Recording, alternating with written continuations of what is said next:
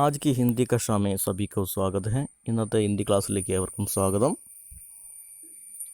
ഹിന്ദി സാഹിത്യത്തിലെ ആധുനിക കാലഘട്ടത്തിലെ പ്രസിദ്ധനായ സാഹിത്യകാരൻ ധർമ്മവീർ ഭാരതിയുടെ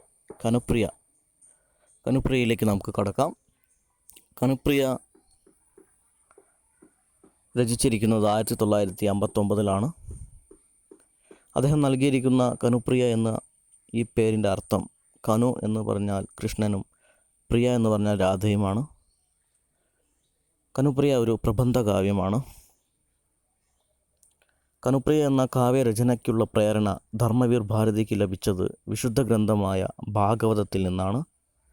ഭാഗവതത്തിൽ അവതരിപ്പിച്ചിട്ടുള്ള രാധയുടെയും കൃഷ്ണൻ്റെയും രൂപത്തെ കാലത്തിനനുസരിച്ച് അവതരിപ്പിക്കുക എന്നതായിരുന്നു കവിയുടെ ലക്ഷ്യം.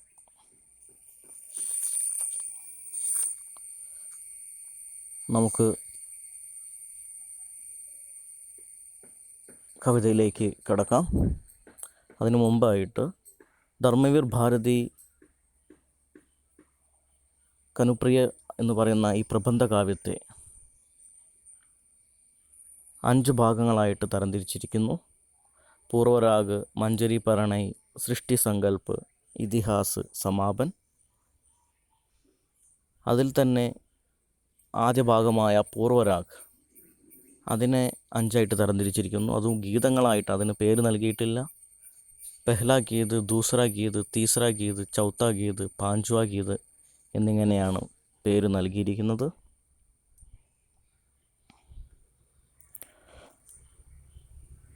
പൂർവരാഗത്തിൽ ധർമ്മവീർ ഭാരതി ശൃംഗാരരസത്തിനാണ് ഇമ്പോർട്ടൻസ് കൊടുത്തിരിക്കുന്നത്.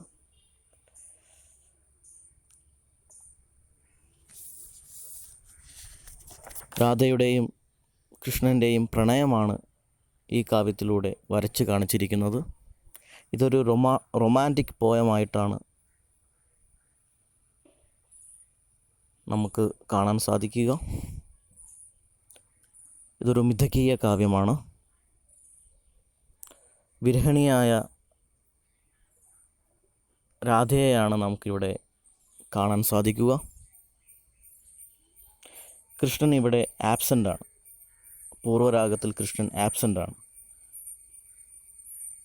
നായകനും നായികയും ഒത്തുചേരുന്നതിന് മുമ്പുള്ള നിമിഷങ്ങളാണ് ഇവിടെ ചിത്രീകരിച്ചിരിക്കുന്നത്. നമുക്ക് പെഹ്ല ഗീതത്തിലേക്ക് കടക്കാം. പെഹ്ല ഗീത പ്രകാരമാണ്. ഓ പതുക്കെ കിനാരെ ഖड़े छायादार पावन अशोक वृक्ष, तुम ये क्यों कहते हो कि तुम मेरे चरणों के स्पर्श की प्रतीक्षा में जन्मों से पुष्पहीन खड़े थे. तुमको क्या मालूम कि मैं कितनी बार केवल तुम्हारे लिए धूल में मिली हूँ. धरती में गहरे उतर जड़ों के सहारे तुम्हारे कठोर तनों के रेशों में कलियाँ बन, कोंबल बन, सौरभ बन, लाली बन चुपके से सो गई हूँ कि कब मधुमास आए और तुम कब मेरे प्रस्फुटन से चा जाओ. फिर भी तुम्हें याद नहीं आया. तब तुमको मेरे इन झावक रचित पावों ने केवल यह स्मरण करा दिया कि मैं तुम्ही में हूँ, तुम्हारे ही रेशों में सोई हुई. और अब समय आ गया कि मैं तुम्हारी नस नस में पंख पसार कर उड़ूँगी और तुम्हारी ढाल ढाल में गुच्छे गुच्छे लाल लाल कलियाँ बन खिलूँगी. ओ पद के किनारे खड़े छायादार पावन अशोक वृक्ष, तुम यह क्यों कहते हो कि तुम मेरी ही प्रतीक्षा में कितने ही जन्मों से पुष्पहीन खड़े थे. ഇവിടെ രാധ അശോക വൃക്ഷത്തെ സംബോധന ചെയ്തുകൊണ്ട് പറയുകയാണ്. ഇവിടെ രാധ ഒരു കാൽപ്പനിക ലോകത്താണ്. കൃഷ്ണനെ നേരിട്ട് കണ്ടിട്ടില്ല, ദൂരെ എങ്ങോ കണ്ടതാണ്. അതുപോലെ തന്നെ ഗോപികമാർ കൃഷ്ണനെ പറ്റി പറഞ്ഞ ഇതൊക്കെ ഓർത്ത് കൃഷ്ണനോട് അനുരാഗം തോന്നുകയാണ്. ഒരുപാട് ആരാധകന്മാരും ഗോപികമാരും ഉള്ള ആളാണ് കൃഷ്ണൻ. ഈ പൂർവരാഗത്തിൽ അനുരാഗം തോന്നുന്നതിന് മുന്നേ ഉള്ള രാഗമാണ് പൂർവരാഗം. ഇവിടെ അശോകവൃക്ഷത്തെ സംബോധന ചെയ്തുകൊണ്ട് രാധ പറയുകയാണ്, അശോകവൃക്ഷം എന്ന് ഒരു പവിത്ര പുഷ്പമാണ്. പുരാണ കഥയിലൊക്കെ വളരെ വലിയ സ്ഥാനമാണ് അശോക വൃക്ഷത്തിനുള്ളത്. രാമായണത്തിലൊക്കെ സീത രാമനെയും പ്രതീക്ഷിച്ച് കാത്തിരുന്നത് ലങ്കയിൽ അശോകവൃക്ഷത്തിന് ചുവട്ടിലാണ്.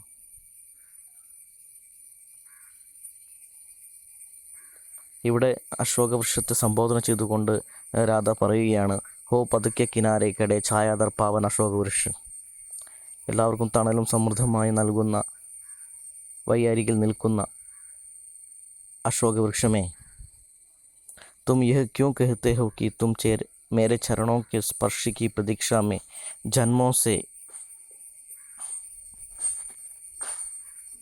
പുഷ്പിഹിൻ കടത്തി. നീ എന്തുകൊണ്ടാണ് ഇങ്ങനെ പറയുന്നത്? എൻ്റെ ചരണങ്ങളുടെ, എൻ്റെ കാൽപാദങ്ങളുടെ സ്പർശനത്തിന് വേണ്ടിയിട്ട് പ്രതീക്ഷിച്ച് ഒരുപാട് ജന്മങ്ങളായിട്ട് പുഷ്പിക്കാതെ നിൽക്കുകയാണെന്ന് നീ എന്തുകൊണ്ടാണ് പറയുന്നത്? तुमको क्या मालूम कि मैं कितनी बार केवल तुम्हारे लिए धूल में मिली हूँ. നിനക്ക് എന്തുകൊണ്ട് അറിയില്ല, ഞാൻ ഒരുപാട് തവണ, मैं कितनी बार, ഞാൻ എത്ര തവണ നിനക്ക് വേണ്ടിയിട്ട് ധൂൽ മേ മിലി ഹും, പൊടിയായിട്ട്,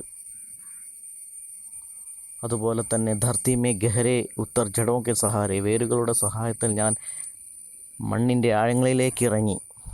തുമാരെ ഖഡോർ തനോ കെ രേഷോമേ, നിൻ്റെ കഠോരമായ ശരീരത്തിൻ്റെ നാഡികളിൽ കലിയാമ്പൻ മൊട്ടുകളായിട്ടും, കോമ്പൾബൻ തളിരകളായിട്ടും, സൗരഭൻ സൗരഭമായിട്ടും, ലാലിബൻ ചുവന്ന നിറമായിട്ടും, ചുപ്കേസെ സോയി ഗയി ഹും, ഞാൻ വളരെ സൈലൻ്റായിട്ട് നിന്നിൽ ഉറങ്ങിക്കിടക്കുകയാണ്. അതായത് ഇവിടെ അശോകവൃക്ഷം ഒരു പ്രതീകമാണ്. കൃഷ്ണൻ്റെ സ്ഥാനത്ത് പ്രതീകമായിട്ട് സങ്കല്പിച്ചിരിക്കുകയാണ്. ഇവിടെ രാധ പറയുകയാണ്, കൃഷ്ണനിൽ അലിഞ്ഞു കിടക്കാൻ തുടങ്ങിയിട്ട് ഒരുപാട് കാലമായി. ഹിന്ദു മതപ്രകാരം, വിശ്വാസപ്രകാരം അശോകവൃക്ഷം പൂക്കുന്നത് സുന്ദരികളായ, ഇവിടെ രാധ വളരെ സുന്ദരിയാണ്, അവരുടെ കാൽപാദത്തിൻ്റെ സ്പർശം കൊണ്ടാണ് അത് പൂക്കുകയുള്ളൂ എന്നൊക്കെ ഒരു വിശ്വാസമുണ്ടായിരുന്നു.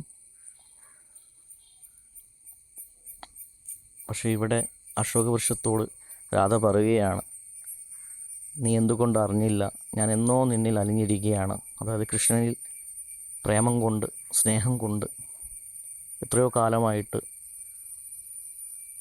ഞാൻ അലിഞ്ഞു ചേർന്നിരിക്കുന്നു. ഇവിടെ രാധ ഒരു സ്വപ്ന ലോകത്താണ്. അവരുടെ അനുരാഗം, കൃഷ്ണൻ്റെയും രാധയുടെ അനുരാഗം ഇവിടെ സ്റ്റാർട്ട് ചെയ്തിട്ടില്ല. നേരിട്ട് അവർ പ്രേമിക്കാനോ സ്നേഹിക്കാനോ തുടങ്ങിയിട്ടില്ല. ഗോപികമാർ പറഞ്ഞിട്ടും, അല്ലെങ്കിൽ ദൂരം നിന്ന് കണ്ടിട്ടേ ഉള്ളൂ ഇവിടെ രാധ കൃഷ്ണനെ. എന്നിട്ട് കൂടി രാധയുടെ മനസ്സിൽ കൃഷ്ണനെ പറ്റി ഒരുപാട് സ്നേഹം, പ്രണയമാണ്. कि कब मधु मास आए और तुम कब मेरे प्रस्फुटन से चा जाओ. ഇവിടെ രാധ പ്രതീക്ഷയിലാണ്, എന്നാണ് കൃഷ്ണനെ മീറ്റ് ചെയ്യുക, കണ്ടുമുട്ടുക, എന്നാണ് വസന്തം വരിക, എന്നാണ് നീ പൂത്ത് നിറയുക. ആ വൃക്ഷം മൊത്തം പൂത്ത് നിറഞ്ഞു നിൽക്കുന്ന ആ ഒരു അവസ്ഥ, ആ ഒരു ദിനം കാത്തിരിക്കുകയാണ് ഇവിടെ രാധ. ഫിർ ഭി തുമേ യാദ് നഹി ആയ, എന്നിട്ടും നിനക്ക് ഓർമ്മ വന്നില്ലേ എന്ന് രാധ ആ വൃക്ഷത്തോട് ചോദിക്കുകയാണ്. തബ് തുംകോ മേരെ in ജാവക Rajith പാവോനെ Kewal യഹ് സ്മരൺ കരാ Diya Ki may തുമീ may ഹൂം. എൻ്റെ ഈ ജാവക രജിത് എന്ന് പറഞ്ഞാൽ മൈലാഞ്ചി ഇട്ട ഈ കാലുകൾ, മെഹന്തി ഇട്ട ഈ എൻ്റെ കാലുകളാണ് നിനക്ക് ഓർമ്മ നൽകിയിരിക്കുന്നത്. ഞാൻ നിന്നിലാണെന്ന്, അല്ലെങ്കിൽ ഞാൻ നിന്നിൽ അലിഞ്ഞു ചേർന്നിരിക്കുകയാണെന്ന് എൻ്റെ ഈ കാൽപാദങ്ങളാണ്, മൈലാഞ്ചി ഇട്ട ഈ കാൽപാദങ്ങളാണ് നിനക്ക് സ്മരണ നൽകിയിരിക്കുന്നത്. ഒരു അബ് സമയ ആകയാ ഹക്കി, ഇപ്പോൾ സമയം വന്നിരിക്കുകയാണ്. മേ തുമാരി നസ് നസ് മേ, ഞാൻ നിൻ്റെ ഓരോ നാഡികളിലും പങ്ക് പസാർക്കർ ഞാൻ എൻ്റെ ചിറക് വിരിച്ച് പറക്കും, ഉടുങ്കി ഓർ തുമാരി ഢാൽ ഢാൽ മേ. അതുപോലെ തന്നെ നിൻ്റെ ഓരോ ശാഖകളിലും ശിലകളിലൂടെയും നിൻ്റെ നാഡി ഞരമ്പുകളിലൂടെ ഗുച്ഛെ ഗുച്ഛെ, ഗുച്ഛെ ഗുച്ഛെ എന്ന് പറഞ്ഞാൽ പൂങ്കുലയാണ്, ഗ്രൂപ്പ് ഓഫ് ഫ്ലവർ. ലാൽ ലാൽ ചുവന്ന നിറത്തിൽ, ഖലിയ ബൻ കിലൂങ്കി മുട്ടുകളായിട്ട്, പൂങ്കുല ആയിട്ട് ഞാൻ വിരിയും, നിന്നിൽ ഞാൻ അലിഞ്ഞു ചേരും. നിൻ്റെ നാരിലും ഞെരുമ്പിലും നാഡിയിലും ഒക്കെ ഞാനാണ്, ഞാൻ അലിഞ്ഞു ചേർന്നിരിക്കുന്നു. ഓ പതുക്കെ കിനാരെ खड़े छायादार पावन अशोक वृक्ष, तुम ये क्यों कहते हो कि तुम मेरी ही प्रतीक्षा में कितनी ही जन्मों से पुष्पहीन खड़े थे. അല്ലയോ അശോക വൃക്ഷമേ, സമൃദ്ധമായി തണൽ നൽകുന്ന അശോക വൃക്ഷമേ, നീ എന്തിനാണ് ഇങ്ങനെ പറയുന്നത്? നീ വർഷങ്ങളായിട്ട് എൻ്റെ കാൽപാദ സ്പർശനത്തിന് വേണ്ടിയിട്ട് കാത്തിരിക്കുകയാണെന്ന്. ഞാൻ എന്നോ നിന്നിൽ അലിഞ്ഞു ചേർന്നിരിക്കുന്നു.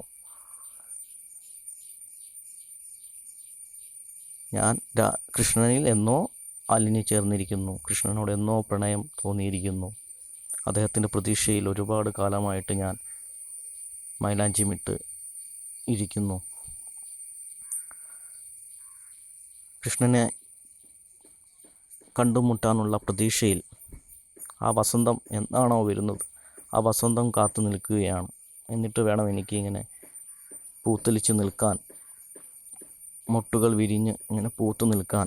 എനിക്ക് പൂവായിട്ട് മാറണം. ഞാൻ നിൻ്റെ ഓരോ അംശത്തിൽ അലിഞ്ഞു കിടക്കുകയാണ്. ഇവിടെ രാധ സ്വയം ഒരു അശോക പുഷ്പമായിട്ട് സങ്കല്പിച്ചിരിക്കുന്നു. അതുപോലെ അശോക വൃക്ഷത്തെ കൃഷ്ണനായിട്ട് കാണുന്നു.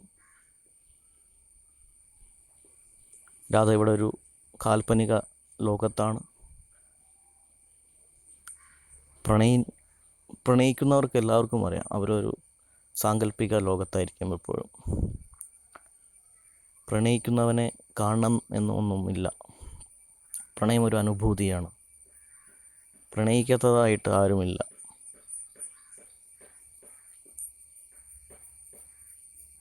ഇന്നത്തെ ക്ലാസ് എവർക്കും മനസ്സിലായെന്ന് വിചാരിക്കുന്നു. നന്ദി, നമസ്കാരം.